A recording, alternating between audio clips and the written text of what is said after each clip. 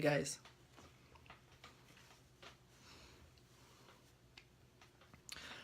If you are on here, just type something so I know that the comments are working. Hey Daniel. Hey Heidi.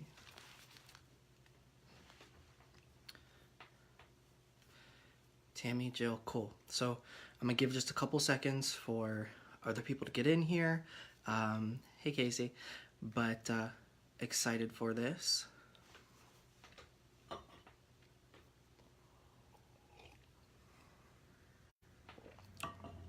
Smile Arnaldo. Thank you, Heidi. Heidi, I also have some news. My next book is on its way out, and the reading with you and Mike that I got the release form from you years ago because I knew I was going to do something with it, I've included in this book. So I'll be sure to let you know when that's available.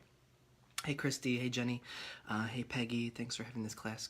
So I'm going to go ahead and jump into what we're doing because there's more to cover in this first class than I thought.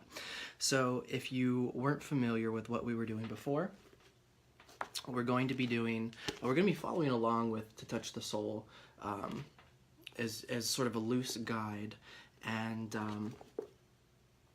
anyways, so oftentimes when I do these lives, people are interested in developing their own mediumship abilities, their natural mediumship abilities, and I always recommend a circle. I always recommend finding a development group, finding a spiritualist circle, whether it be a closed circle or an open circle. And I understand what it's like not to have that available to you because of growing up in a rural area in the Midwest, and so I decided to do a version of that sort of virtually, where we will come together every Monday and we're going to be working through Reverend Judith Rochester's book, To Touch the Soul, How to Become a Medium. We're going to be using this as a guide for the sort of syllabus, I guess, if you will. I came across this book a few, 3 or so summers ago at Lilydale, and when I used to conduct a in-person open circle out of the shop that I worked at, there was a period of time where we used this as our guideline. Hey Fonda, miss you, hope you're well. And so that's kind of what we're going to be working through. If you have a copy of the book, or if you want to get a copy of the book, again, I'm sure like when it's displaying for you, this might be backwards. To Touch the Soul, Reverend Judith Rochester. It's available on Amazon if you want it. It's not necessary. I'm going to be we're going to be using it as a loose guide because I think it's a good resource, but I got to put my own Travis spin on it because I can't just teach what other people teach. And, some things you agree with, some things you don't agree with. So I've gone through this. I've gone through the information. I have my own experience and my own teachings, and I'm kind of condensing, refining, and putting my Travis spin on it. So you don't need to follow along, but if you want to, feel free to get a copy of the book and follow along. Today we're working on chapter 1. Now, there are, let's see here. There are like almost 30 chapters, but it's divided into like 8 sections. I was originally intending on doing a section a month, so this would be for the next 8 weeks, the next 2 months, essentially every Monday. And this initial class, when I was going back through and reviewing the information, I found that because there were several exercises and there was a lot of foundations to lay, that I needed to just focus on chapter 1. It's not going to be every week that it's going to be one chapter. We might breeze through 3 chapters one week and 2 chapters the next and 5 chapters the next. So it will still probably end up breaking down to being about 2 months long. But for this initial section, we are focusing on chapter 1. So chapter 1 is entitled Opening to the Unseen. And the author starts by talking about different principles of laying a good foundation of which to develop mediumship. One of those being an understanding of natural law. And while I think this book is a good resource as a whole, this first chapter I feel like was kind of all over the place. So we're going to be touching very briefly into a bunch of different concepts, but I think the reason the author does this is, like I said, lay a good foundation, and then we go back and sort of connect and revisit these ideas and concepts much more in depth at later points. So the first thing that she talks about is natural law. Natural law is something I'm very passionate about. I will share maybe something a little bit later on, a video that I've done before related to natural law, because it's a whole conversation in and of itself. But the one law that she speaks of, or one of the ways that she defines natural law, is this principle of the law of life. And law of life, I kind of break into two parts. She has one perspective of it. I'm going to give you two different perspectives of it, and I think they both apply, and I think that they can both be essential for understanding not only mediumship as a whole, but some of the exercises that we're going to be doing in this class. Now, for this particular class, and maybe the first couple weeks, you're not going to need a partner. I will warn you later on when we're going to be getting to things where we may need partners, because some of the exercises that we're going to be doing are partner exercises. So if you have a friend, a family member, whatever, having a partner where you can practice, or at least listen and then go find someone that you can practice these techniques on, is going to benefit you, because you can learn about mediumship from a logical left brain perspective all you want, but until you get into the right brain sort of experiential the experiencing of it, the experiential aspect of it, the practical application of it, things aren't necessarily going to click. So law of life states, I'll give you two different definitions of law of life. One is that where life can exist, life will exist. That's in the universe, even at the depths of 7 miles below the surface of the ocean, at some of the deepest points of the ocean. From what we've discovered, there's life. If there are planets, I'm not saying that there's little green men. Some of you probably believe in little green men, but even on other planets, dream, there are connection available. Okay, sorry about that.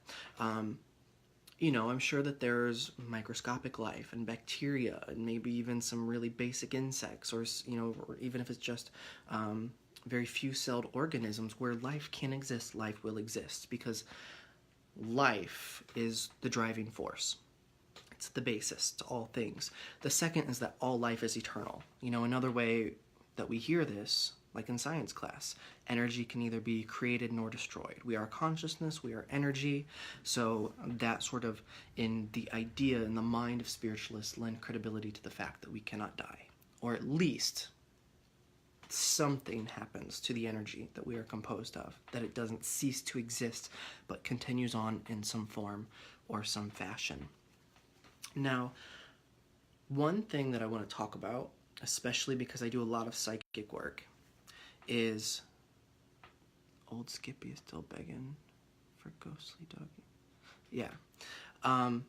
So one thing I want to talk about is the difference between psychic and medium, and development versus unfoldment. So psychic simply means, the word psychic itself means of the soul.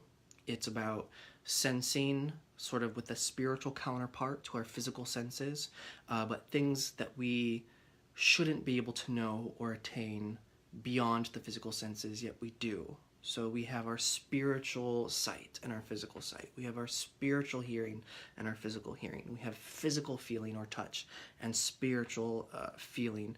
And then we also have this sense of knowing, what we might call claircognizance. Now, I'm going to go through terms, but at the end of the day, terms aren't important if you can't do the work. And most of you will understand if I say see, hear, or know, that it's usually an internal process. So psychics get information from people, places, things. Mostly, if you think of the context of a psychic reading, they're pulling the information from a person's aura, because their aura is a receptacle of all their experiences, their health, their mood, their emotions, the potentials that they came into this lifetime with. So when we're reading psychically, and even potential or probable futures, when we're reading psychically, we're getting information from a person's aura. If we're working mediumistically, then we should be getting information from spirit and then relaying that to the sitter.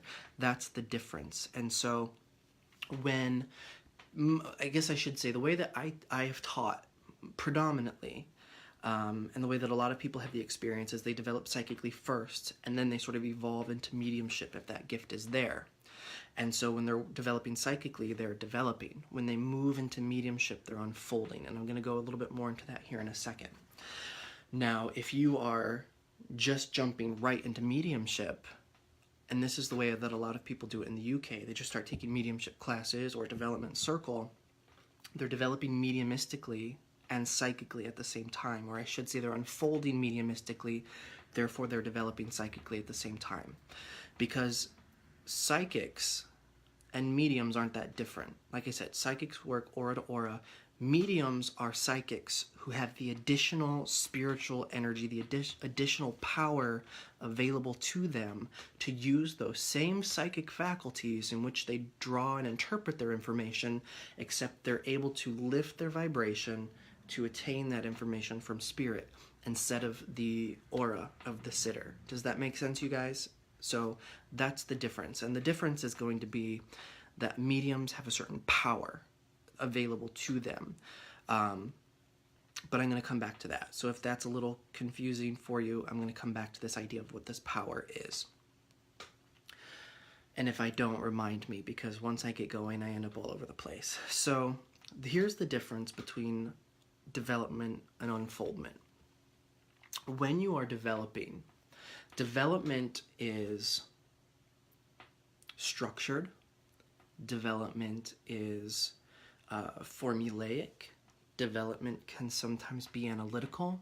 Development says, here is a process, and if you do A plus B, the outcome is going to be C.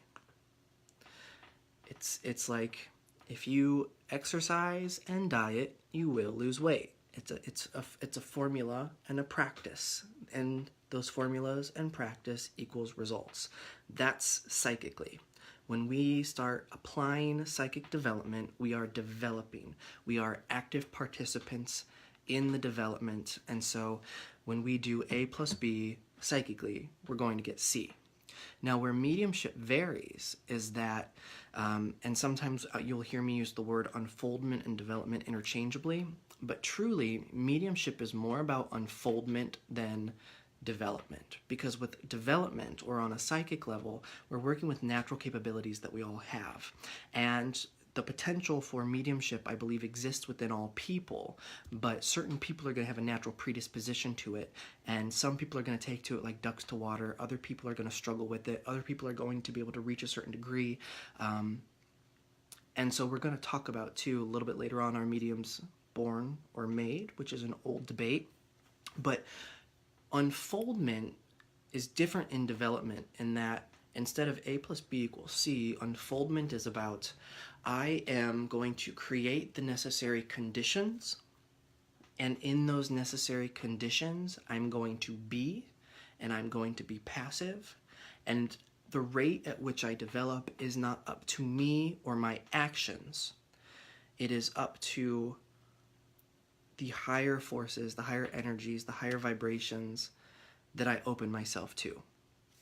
If you think of unfoldment like photo paper, you are the photo paper, spirit or the divine is the light that is necessary for the image to develop on the photo paper, and you expose yourself to the light. You're exposing yourself to the spirit world. You're exposing yourself to conditions which support spiritual communication.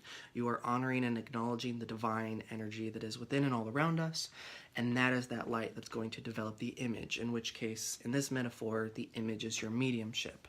And so some people in their unfolding of mediumship may develop like that, and other people may take years to achieve the same thing, but it's not up to you how fast you go. And sometimes working harder or doing more does not equal more progress, as maybe it could in more of a psychic endeavor, or more of a psychic undertaking, more of a development versus unfoldment approach. So, that is where we're kind of going to get into talking about power here. But what I want you to think about now, before we go any further, is why are you here? Why are you listening to this? Why does this intrigue you? Why do you want to develop mediumistically? For some of you, it's going to be about you've had experiences and you think that you have a natural sensitivity. For other people, you want a validation of what you've already experienced. For some, maybe it's a curiosity. Maybe this is something that you just feel that you have to do. Jackie, you bring up a good point. Helping people to deal with grieving. Understanding your motivation really, I think, sets the tone for the experience of your unfolding in mediumship. Now, answers that are not correct or maybe not conducive for you pursuing this endeavor is because you've seen the Long Island Medium and you want to read people walking down the street, or you want to make money doing readings. You know, it's one thing that I really can't stress enough is that when you choose to undertake mediumship, when you choose to open that door to the spirit world, one, be sure it's absolutely something that you want to do because it will change your life and you really can't go back. And there's always choice. You can always choose not to do the work, but I don't think you can ever completely shut that awareness out. So be sure it's a door that you want to walk through. Secondly, there's a huge responsibility on your shoulders when you choose to do that. But more so, and most importantly, what you're saying is that I'm choosing to be of service. When you choose to undertake the development of mediumship, you are saying that I work with spirit, that we are partners. Not that you work for spirit, you're not an employee, you are co-workers. But you are of service to the spirit world, and you are of service to humanity, whom you are bridging to the spirit world. And I've always kind of felt like in my life, regardless of whether psychically it was dominating or mediumship was dominating in my work, but that my work has always come first. My spirituality has always come first. I've always put it before my social life. I've always put it before relationships and romance, which is probably why a lot of mediums don't have the best of luck romantically. It's a path of service, and even your own feelings, your own emotions, your own stuff is second. That doesn't mean you can't take care of yourself, and that doesn't mean you don't prioritize your wellness and self-care, but you are on a path of service. And I'll give an example of this. There are times where I don't feel like doing it. There are times where I'm burnt out, and there are times where I'm tired, and there are times where I don't want to deal with people's emotions, and my me-ness, my ego, starts chattering away. But I know that I can't cancel this client, and I know that I can't, I do support myself this way. I have to make a living. I can't just not work. You know what I mean? But more so, I've made a commitment to this person. I'm going to do this sitting for them. And then I get in there and I do this. And there's this really wonderful thing that happens, which is I become focused on two things: the sitter in the spirit world, and my problems. The me voice falls to the background. And before I know it, I feel wonderful. Like, I feel good. If a person walks out of my room, my reading room, feeling great, you think they feel wonderful. I feel even better. And there's this part of me that even if I don't necessarily want to read for a particular person, when I'm in that session with them, to me, it's I'm a soul and they're a soul, and there's a connection here, and there's a connection with their loved ones, and that's the important part. Not what I think about them, not any judgments or assessments that I've placed on them.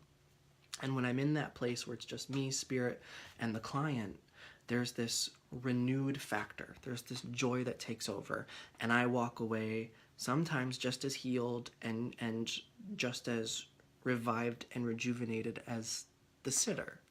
So it's always putting service first. So we have to lay a good foundation for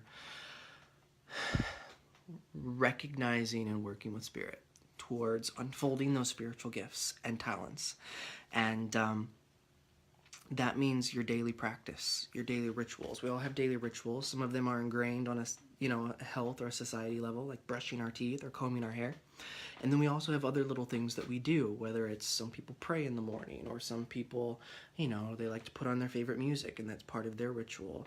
Some people have to have their coffee, 3 cups of coffee and 2.5 cigarettes before they can get dressed, and that's their ritual. So we all have our rituals. You need to start incorporating spirit as part of your daily practice, as part of your daily foundation, as part of your rituals. And so I want to get you into the habit of doing a few simple things. But first, I think we need to make space for spirit in our life. If we're wanting to welcome spirit into our space, we have to make space for it. Some people, like the house that I used to live in, I had a room. It was my seance room. And that was the room where I did all my clients. That was the room where we had seances. That's where all my books and my statues and stones and images of a spiritual nature were. It was my special sacred space. For other people, it's about having an altar. And an altar is just a space for you to connect with the divine. It doesn't have to have religious implications to it. And so you can find a space where you can put photos, flowers, anything that candles, incense, anything that reminds you of your connection to your own divine nature. And I want to encourage you to spend a little time there each day. When you wake up, spend a little time there each day. Before you go to bed, spend a little time there each day. Thank Spirit for being a part of your life. Thank your guides. Thank your helpers. Thank any saints or angel, whatever it is that's part of your belief system. Thank that and welcome more of that into your life. But I also think that we need to remember first and foremost to thank and recognize and work with our own spirit, because if we don't know our own spirit, how the hell are we supposed to recognize anybody else's spirit, let alone give an evidential message for somebody else to take and heal from? So prayer, I think, is important, for me anyways. Prayer does not have to be structured. Prayer does not have to be ingrained with religious words or ideology. Just speak to the heart, from the heart, to whatever it is that is a higher power, whatever the God of your understanding is. I don't care what you call it. Take a moment each day to connect with that source energy that's going to be part of lifting and raising and maintaining the necessary vibration, which I believe the author gets into later, going through different natural law. I think she defines natural law a little bit different than I do. I define it based off of the original Hermetic principles. So to me, and I'll go into this a little bit later, but to me there are two spiritual laws, or two principles of natural law, which I think are the most important in regards to mediumship, and that's law of attraction and law of vibration. But that's for a different day. So what I want you to do is we're going to do a brief little meditation, a brief little process. It's not a deep meditation, because meditation is what we're going to talk about next. But what I want you to do is, as long as you are in a safe, comfortable place, hopefully you're not listening to this while you're driving, and if you are, don't do this exercise. Come back later, maybe turn it off. But what I want you to do is close your eyes.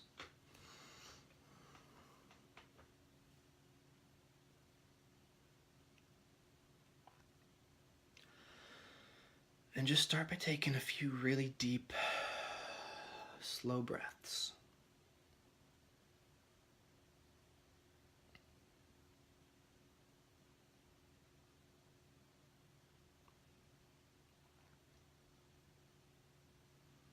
any stresses, any fears, any tightness or uncomfortability in the body. Just notice where that is. Breathe into it.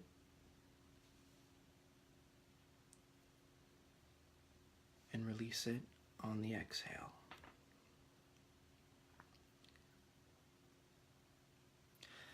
And as I've said, this isn't a deep process, just a very light little mini meditation. I want you to think about, what is the God of your understanding? And just contemplate on that for a second. Rest in that. Think about that. Is it a force?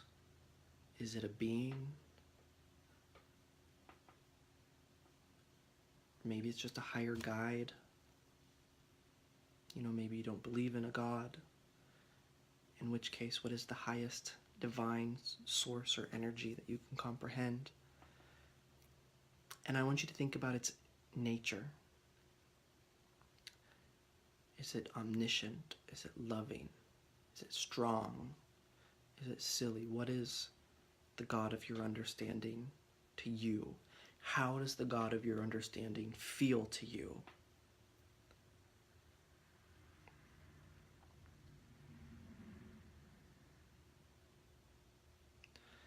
And then wherever you are, most of you are sitting, I want you to just become aware of the space on either side of your body.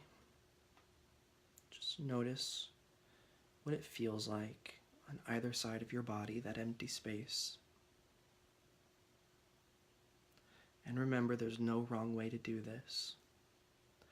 And I just want you to mentally ask that whatever it is that you consider the divine, whatever it is that you consider the God of your understanding, ask it to be there next to you now.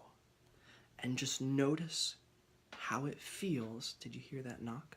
Just notice how it feels to sit in the presence of the divine. Notice how it feels to sit next to the God of your understanding.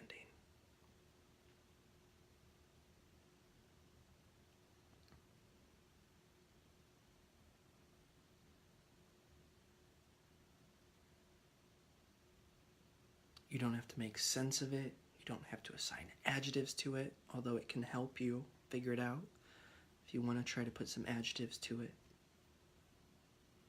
But then you can always repeat this later if I'm going too fast, but I just want you to thank the God of your understanding, thank that divine essence, that source, that higher being, and then come back to yourself.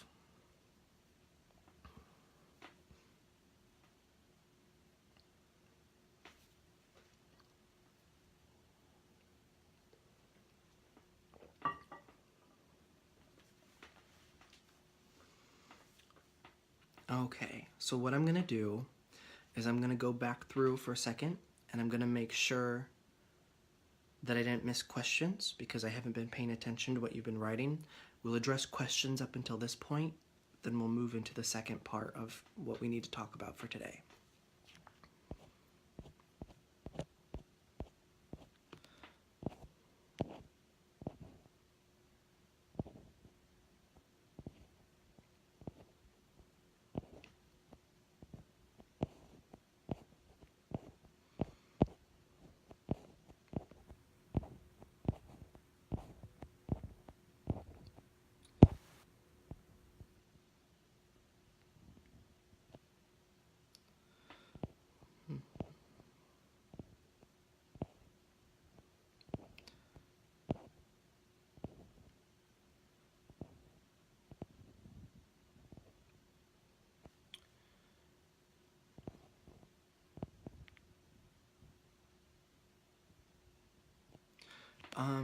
Chelsea, so if you guys have written more than a couple sentences in your comment, I can't see it without disrupting the live because it only displays so much. So Chelsea Marie, you said something about worrying opening up to spirit because I never know what that spirit is carrying. if you want to, I kind of have an idea of what you're talking about, but if you want to sort of try to reword in a condensed, refined version and then drop it, comment it again, I would be more than happy to address that.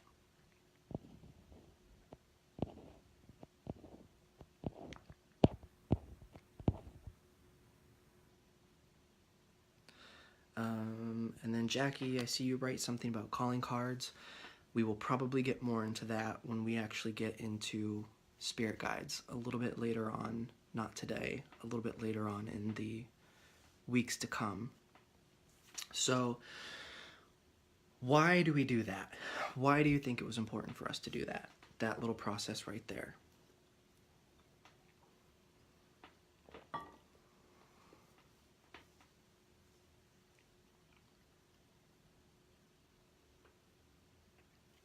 And Jill, you hit the nail on the head here. You said, I felt a part of my God, we were one and the same. We do this because we're recognizing that we are divine, and this takes us back to that law of life. Life is eternal. We are life, therefore we are eternal. Therefore we have always been, and we always will be, which is how many religious sects define God as eternal. We ourselves are eternal. Our soul is eternal. We were never born, and we will never die in a spiritual sense. That's okay, Chelsea. That's what I thought you were asking, and I will definitely address that because she asked about spiritual negative spirits. And actually, I might as well just do it now while I have you here. So, I talked about my take on the two most important laws in regards to mediumship, our law of vibration, law of attraction. A lot of people, when it comes to mediumship, teach protection or putting a bubble of light around you. And I do not teach and I do not believe in psychic protection. And I will tell you why. Because there is nothing that you need protected from. The exercise that we just did demonstrated something to us, which is that we are God. We are one with that divine energy. We are not separate from it. Even those who have a Christian background, the Bible tells us the kingdom of God is within. So we are not separate from it. And if we are God, or a piece of God, or a part of God, in a physical embodiment, what does God need protected from? If you are God, what do you have to fear? I remember the first time someone put this context, this idea to me, was Sharon Klingler, who was a teacher of mine, who I've interviewed on the Spirit Cabinet podcast before. And I'll post that at some point, that interview. I'll repost it, but you can find it on YouTube and go back and listen to it. I was doing a class with her about 10 or 11 years ago. And on the board in the classroom, she wrote protection, and she put a big circle and an X through it. And she goes, you are either divine or temporal. You are either eternal or fallible. You are either eternal or breakable. Which is it? You decide right now. And so that's why I don't like psychic protection. The other thing too is, I said law of attraction, which says like energies attract like energies. Law of vibration, which states that everything has a frequency which it vibrates to. Negativity has a low vibration. Positivity, spirituality has a high vibration. Spirit beings have a high vibration. And so the minute that you decide that there's something to be protected from, and you put that bubble around you, then essentially what you're saying is, hey universe, there's something I need to be protected from, which means that you're doing it from a place of fear. And as we've said, law of attraction, law of vibration are the two most important and essential when it comes to mediumship. So if you are operating from a vibration of fear, then you're going to create, attract, or manifest circumstances to be fearful of. If you walk into mediumship knowing that you are held, knowing that you are God in a physical form, knowing that you are divine, and kind of adopting this mindset of I am a badass and nothing can touch me, and I work from a place of love, which is the highest vibration, then there's nothing that you can experience other than that, which is why you have nothing to be afraid of. Hey Todd, thank you. So, the other thing, we talked about prayer, meditation. I've talked about meditation on here a lot before. Meditation is not about I have to completely empty and clear my mind, because the more you try to do that, the more it's going to come into your mind and you're going to drive yourself crazy. And so I think it's great to start with basic relaxation. So when it comes to meditation, which in addition to prayer, something that I want you to get into the habit of practicing in your sacred space, start with basic relaxation. And I think learning to self-guide, self-navigate, self-narrate is so important, so you don't become dependent on someone else, so you don't become dependent on a CD, or don't become dependent on a script. Start with your posture, I think is important. I tend to find that meditating laying down is not a good thing, because our body says laying down is sleep. The other thing too is I don't think that if your sacred space is in your bedroom, you might not want to meditate on your bed, because again, we've been conditioned. We sit on the bed, we associate bed with sleep, and you'll probably find that you'll fall asleep in your meditation. So a chair like the chair that I'm sitting in, which is just a straight backed chair, with or without arms, is completely up to you, I think is the most important thing, because you want good posture. Not only does it allow for natural flow of the body, it allows for natural flow of your energy, chakras, if you will, which we'll talk about maybe later, maybe.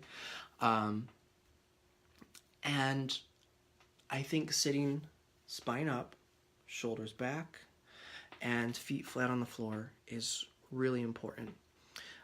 If you find that you have the tendency to go too deep, sit at the edge of your chair, or sit with one arm up. That way, if you start to fall asleep or go too deep, your arm will fall, or you'll start to lean forward off your chair, you'll wake yourself up. Because the idea is to not be unaware. We want to be aware. We're trying to cultivate awareness. We're trying to cultivate a spiritual awareness. And so some people like hands up on their lap. I usually just rest my hands on my knee, and sometimes I sit a little bit, not necessarily relying on the back support. That keeps me in a good space, a good state. And then proper breathing when you're doing meditation is usually in through the nose, out through the mouth, and then becoming slower and rhythmic with it. If you find that your mind is racing, then sometimes what I suggest is squared breathing. And I know that I did a video a while back on proper breathing and breathing techniques. Squared breathing is I'm breathing in through my nose for a count of 4. So I'm holding that breath, 1, 2, 3, 4. I'm exhaling for 4 counts through the mouth, and then I'm holding the exhale for a count of 4. And then I'm repeating that cycle 4 times. So squared breathing. A square has 4 sides, and you're doing it 4 times. That really helps to relax the body. Then noticing any areas where you're holding stress or tension, breathing into those. Now with meditation, for me, it's not about clearing the mind. It's becoming familiar with the mind. It's learning to know the self. So I'm going to sit here and I'm going to breathe. And I'm just going to hold the intention of knowing my own soul, my own spirit, my own energy. And then my mind's going to wander to needing to do the dishes and needing to make a grocery list. And that's okay. I'm not going to beat myself up. I didn't do anything wrong. I'm just going to recognize that I've had the thought, stop, take a breath, and bring my awareness back to my body and my energy. And then inevitably, within seconds, it's going to stray again, and you're just going to bring it back. And it'll stray, and you'll bring it back. But it'll be the damnedest thing. The more you do it, the more that you'll find that the time between straying and bringing it back becomes wider and wider and wider and wider. And you experience these gaps of just almost like awareness and non-awareness. It's like, it's that paradoxical thing of when I'm in this nothingness, my awareness of everything is there. And so once we learn what we feel like, our own energy, our own vibration, then we can start to become aware of other energies, other vibrations, other presences. And then essentially, after the fact, build up the communications, start to get communication from them. And then from there, once we get comfortable with how we communicate with spirit, learn to give messages to other people, hopefully in a very evidential way. So the next, so I want you to practice meditation. I'm going to do a little meditation from her book, and then I'm going to talk about my version of this meditation, and I'm going to ask that you do this as part of your everyday practice in laying a good foundation. And so the reason that I think she does this meditation in the way that she does is to simply illustrate this concept that she was talking about with law of life, and then I'm going to kind of give you my take or my version of it, as I've said. So what I want you to do is, as I've said before, as long as you're in a safe place or a conducive space to do so, get comfortable, close your eyes, and I want you to just start breathing rhythmically, slowly, in through your nose and out through your mouth.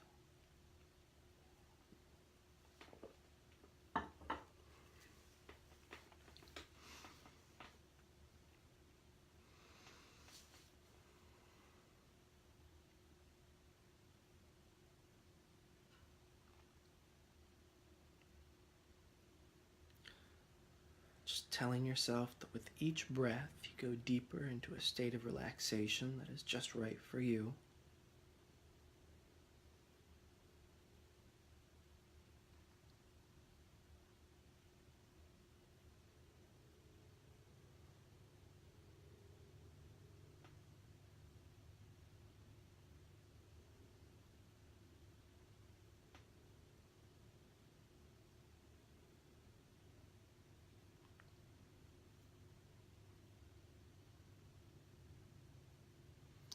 And as you breathe, I want you to think about what it is that you consider your center.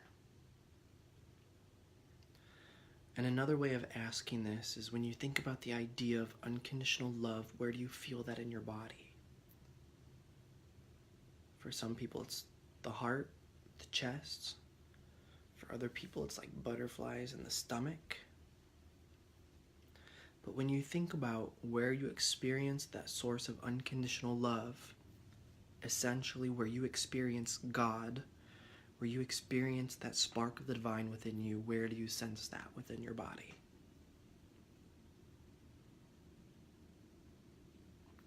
And I want you to imagine, make it up if you need to, visualize, feel within your inner awareness that that spark of the divine, that source energy within you is a small flame at the center of your being. And you can kind of see it or imagine it like a pilot light in the dark. And I want you to focus your attention on that. This is your soul. This is the spark of the divine that exists within you. This is your eternal nature.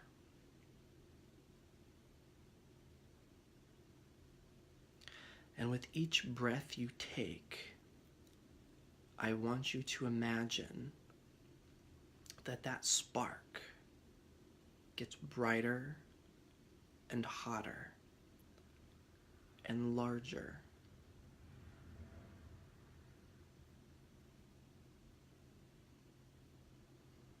Every breath,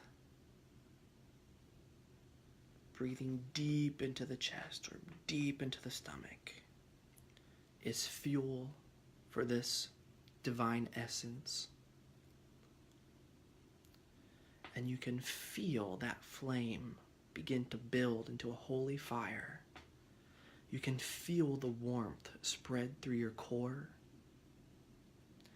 You can see that light begin to fill you from the inside out. The vibration of that divine source filling every organ and every cell and every fluid of your being, expanding through your torso and into your chest, into your hips. Feel it moving through every vertebrae and every disc of the spine, up into the neck and down into the shoulders and the forearms, down into the hands, the fingers, the thighs, and the knees. That holy fire, that divine flame expands down into the legs, the arches of your feet, your toes, all the way to the top of your head. And it becomes so bright and so intense that this flame from your holy center begins to fill, this holy fire begins to fill your aura, the space around your body. And as this living light of the law of life burns bright and eternal, because it is of a divine nature, it is whole and it is perfect. And know that as you see and feel yourself sitting in this divine essence, this Holy Spirit, that which needs healing is experiencing healing. That imbalance within the body is being balanced. That a lower vibration of sadness, depression, is being burnt away like ash. Feel this fire on every level of your being. And notice how good it feels to surrender to the recognition of the eternal nature of your own soul, of your own spirit.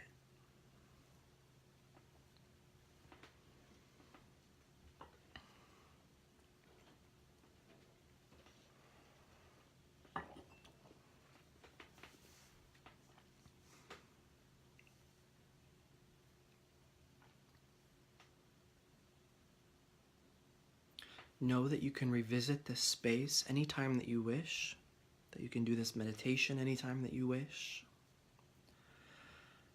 But I want you to begin to bring your awareness back to you, using your breath to come up, back to that waking state, back to more of an awareness of the room, letting go of the sight of that divine Holy Spirit, that holy fire, that source spark within you.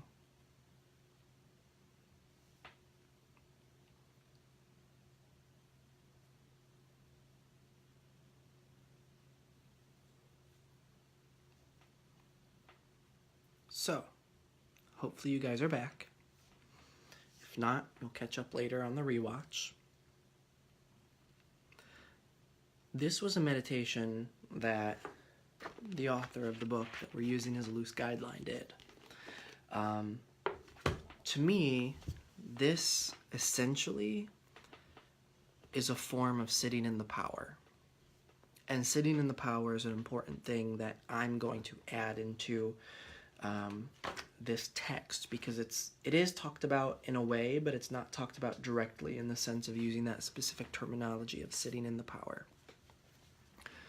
So, I talked a bit before about the difference between psychic and mediumistic, and also how there's a difference between those two levels of development and unfoldment. And really you could say that a medium is a psychic plus power, is a psychic who has an additional spiritual power to it. And when I say power, I do not mean like a superpower like an X-Men or a Marvel character. When I say power, I want you to think of the terms of vibration, or I want you to think of in terms of like a battery, how a battery is a source of power. And so power, in the way that I'm going to be talking about power is the ability to produce and sustain energy over a period of time. That's the definition of power. So when someone is working psychically, as I've said, they're working aura to aura. That doesn't take a lot of power. Every human being, because we are divine in nature, has a natural degree of power. Mediums or natural mediums, whether they're just came working out of the gate or they developed that natural potential within them, built up a power or have an energy about them that supports them being able to hold a higher vibration. Because spirit people, spirit communicators, they don't have a physical body. Therefore, they're pure consciousness. They have a high frequency, a very fast vibration. But we do have a physical body. Therefore, we have a dense physical vibration, and we want to be able to lift our vibration up to meet spirit. Some people say, and I used to think that spirit used to lower their vibration, and we used to raise ours, And I believe that's true for trance, and that's not something that we're going to get into here. But now I believe it really is spirit is just spirit, and we have to raise our vibration up to meet them. So what raises our vibration? What builds power?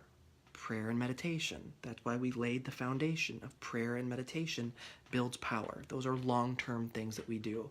The more that we meditate, the more that we pray, the more that we study spiritual materials, the more that we read spiritual books, the more spiritual images we see, the more that we try to be God-like, the more we raise our vibration. So if you're naturally vibrating up here, because you do a lot of high vibrational practices, then getting from here to here is going to take less energy.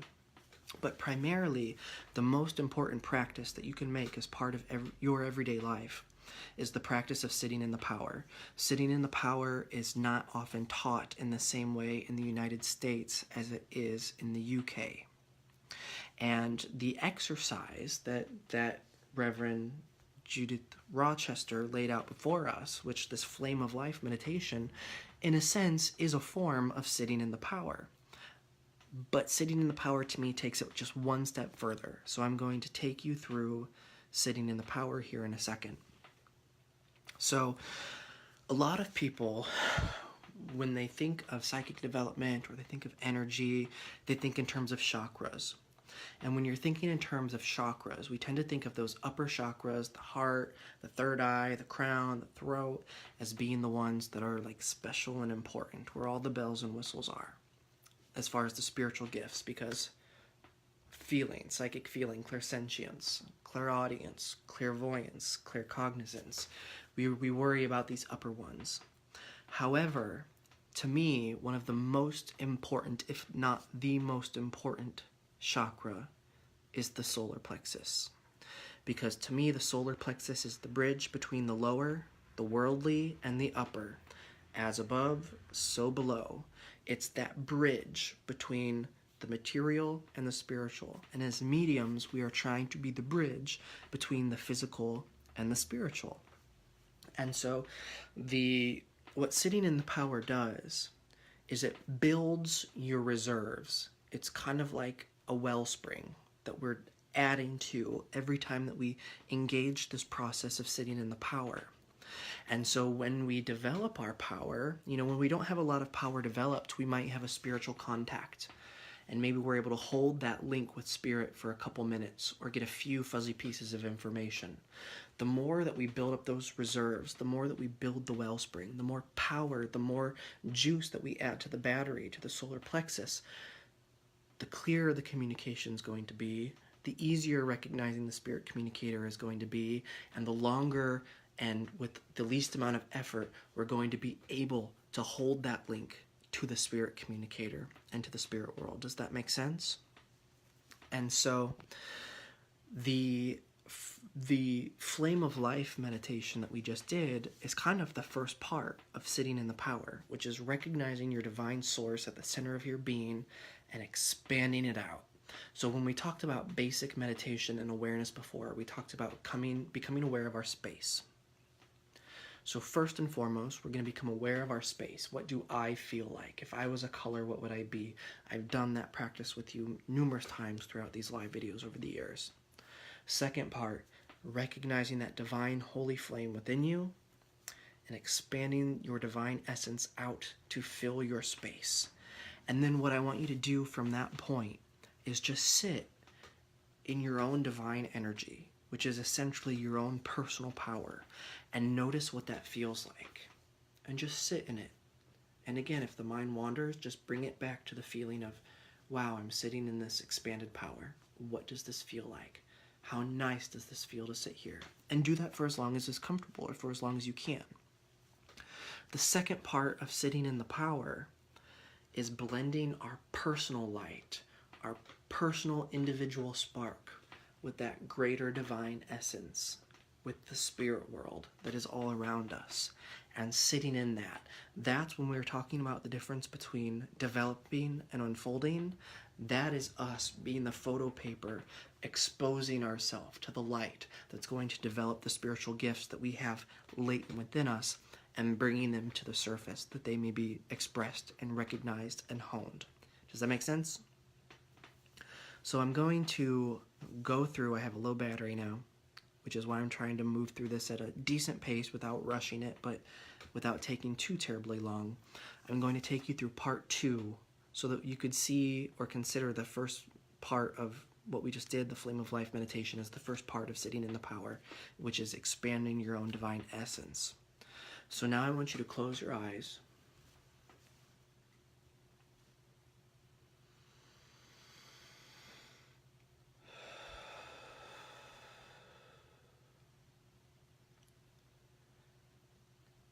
And because we just came out of that state, I want you to take yourself back to the awareness, the feeling, the visualization, the imagery of sitting in your own personal power, and just relock yourself back into that place.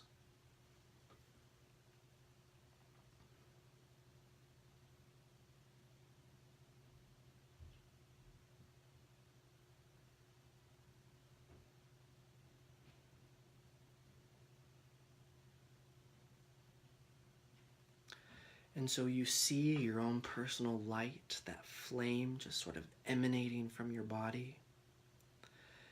And you've seen it filling the space around you. And I want you to imagine that you're pushing the boundaries of your aura out. You're pushing that light that's shining from your center. It's pushing the boundaries of your aura out to fill the room.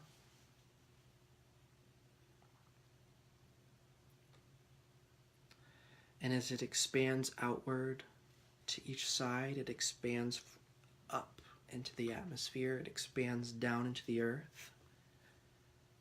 And just take a minute to honor and recognize and sort of incorporate that earth energy into your space, into your aura.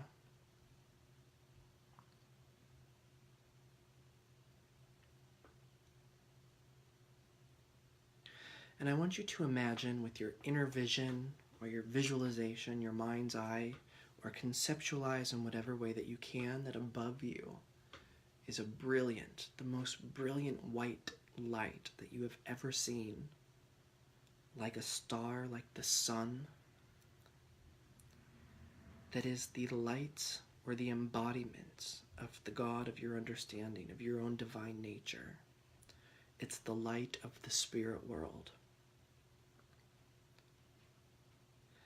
And now I want you to imagine with each breath you take from this moment forward, that breath elevates you to that higher source and draws that higher source down towards you, so that your personal light, your personal power, and that higher light, that higher divine power meet.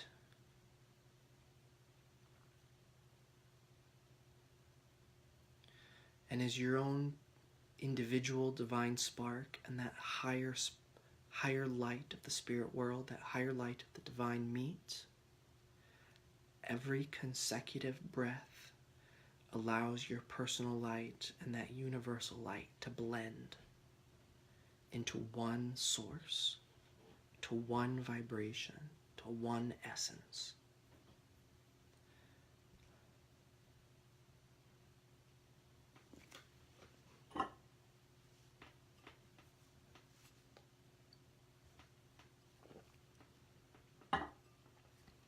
Let yourself blend and just surrender to being in that state. In the same way that you noticed how good it felt to sit in your own personal power, notice how it feels to be in a space of blended oneness with this source energy. And as we are in this state of mind, this is where we can ask. This is where our prayers are most heard. We can ask spirits to draw forth, to use its light to draw forth our gifts, to make our talents known, that we may be of service to humanity and of service to the world of spirit.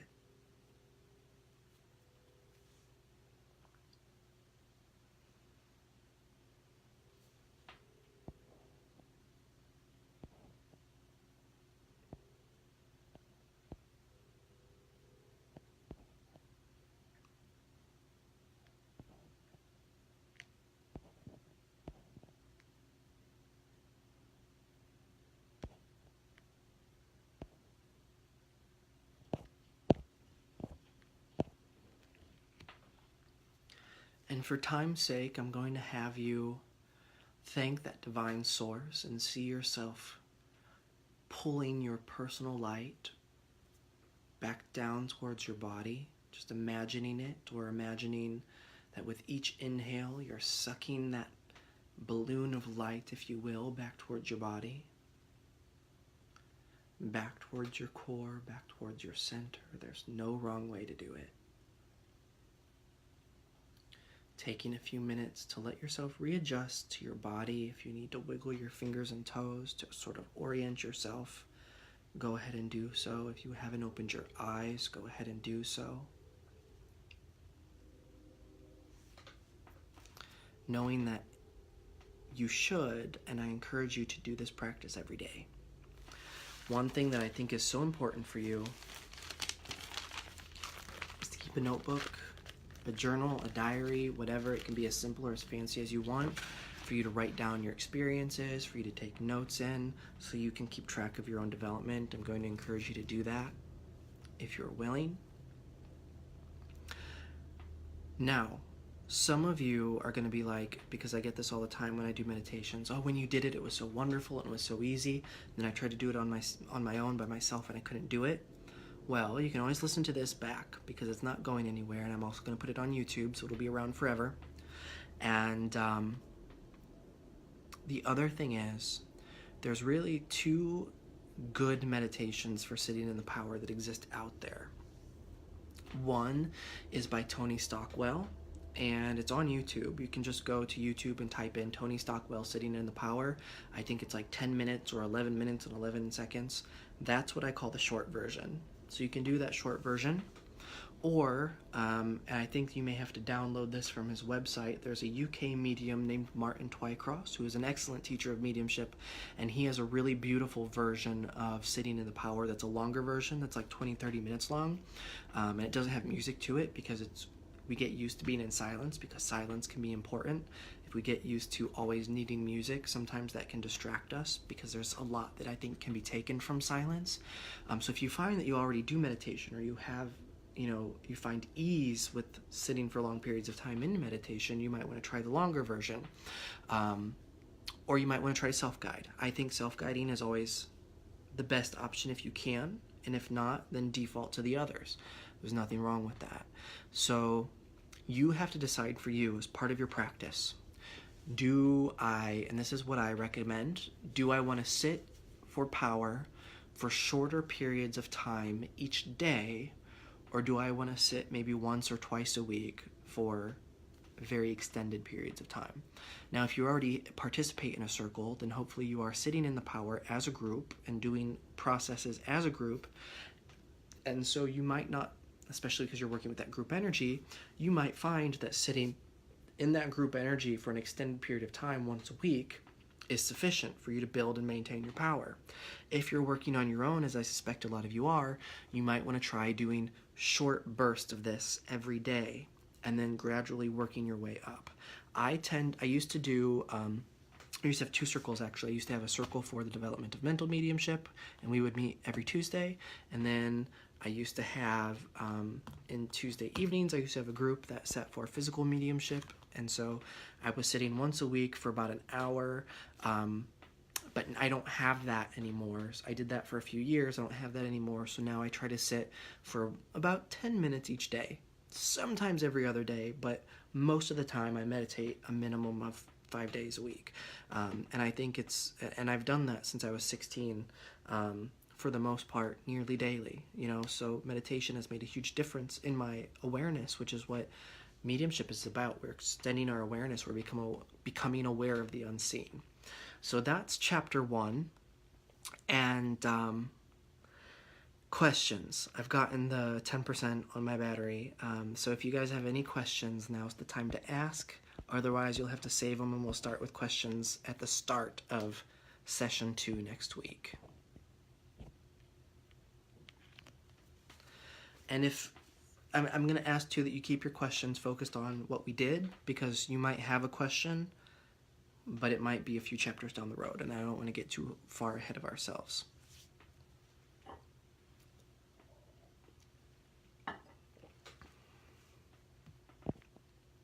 Questions, questions, questions.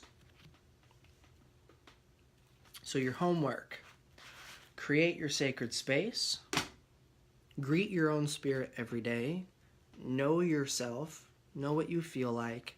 But most importantly, practice sitting in the power, either short periods of time each day or extended periods of time more periodically. The book is To Touch the Soul, How to Become a Medium by Reverend Judith Rochester, Rochester, who is a Lilydale medium. She might have a website where you could buy from her directly, I'm not sure, but I do know that it's available on Amazon.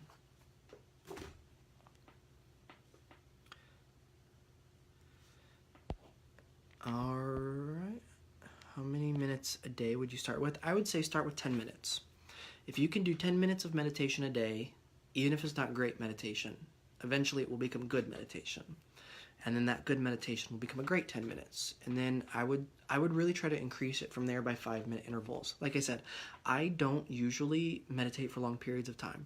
I will meditate most of the time about 10 to 15 minutes in the evening, but I do it daily. Or, like I said, to me, I would meditate for longer periods of time, longer. Now, there are times, too, where I sit without any, I just sit, and I let spirit dictate. And sometimes it feels like an hour, and it's 5 minutes, and sometimes it feels like 5 minutes, and it's 45 minutes. So I think that's something where you're gonna have to kind of play with it and experiment with it and find the right balance for you.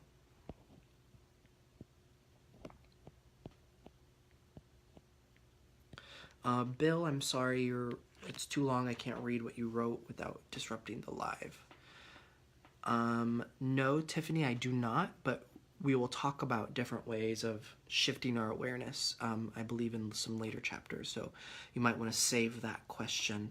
But honestly, you talk about balancing chakras, and I think that we can become a little bit too ritual-oriented. To me, this is just my personal opinion as far as chakras go, because you have to remember, too, back in the heyday of spiritualism, when some of the very best of the mediums lived, they didn't know they didn't know heads from tails in regards to what a chakra was, but they were excellent mediums. Chakras came later when the Eastern influences started to come in, after people from the West started to go exploring and that sort of thing. If you take care of your solar plexus, which is really what sitting in the power does, and the third eye, all the other chakras will take care of themselves. Okay, you guys, I thank you so much for your time. If you think of a question in the meantime, save it for next week. I know that we did 8 o'clock, and I was thinking that it was important to do that because people on the West Coast, it would put them around 5 o'clock where they're getting off work. But then I remember this is Facebook, and these videos don't go away, and people can do playback. So I'm thinking maybe next week I'll do 7 o'clock Eastern instead of 8, but I will let you know for sure. Okay. My gratitude. I thank you as much for your time as you are thanking me for mine, because really you're investing in you. And as you invest in you, as you embark on your path of service, you make the world a better place. So I'm not doing this from a place of like, it's a labor of love. Like, I'm happy to do this. I'm happy to give my time. I'm happy to do this for free because it's making an impact. So again, have a beautiful night, and I will talk to you guys soon.